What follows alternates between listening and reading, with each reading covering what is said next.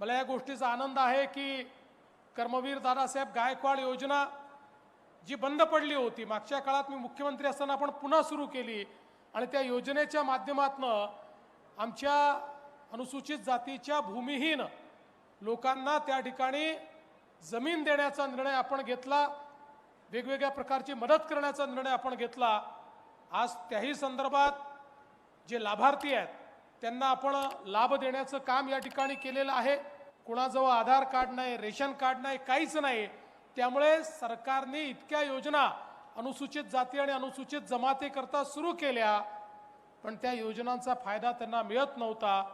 आज अशा सगळ्या समाजाला मोठ्या प्रमाणात कॅम्प्स घेऊन कागदपत्र आपण उपलब्ध करून दिले आणि आता शासनाच्या योजनेतनं त्या ठिकाणी घरकुलं देखील मिळाली।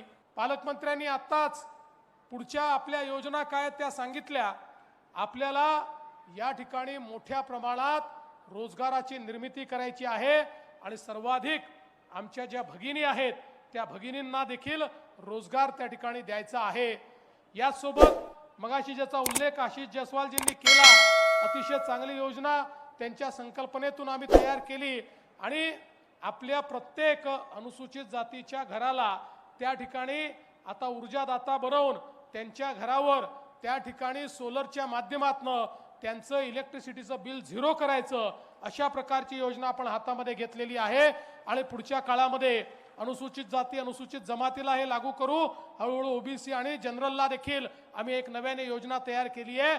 सगळ्या आपल्या ज्या गरीब आहेत त्या सगळ्यांना आणि प्रधानमंत्री आवास योजनेतल्या सगळ्या लाभार्थ्यांना त्या ठिकाणी मोफत अशा पद्धतीनं आपल्याला त्यांना वीज पुरवठा करायचा आहे। सामान्यातल्या सामान्य माणसाला रोजगार मिळाला पाहिजे, दिव्यांगांच्या जीवनात परिवर्तन झालं पाहिजे, या दृष्टीनं या सगळ्या योजना लागू करण्याकरता पूर्ण पाठबळ मुख्यमंत्री म्हणून या सर्वांच्या पाठीशी मी उभं करेन, हा विश्वास मी आपल्याला देतो।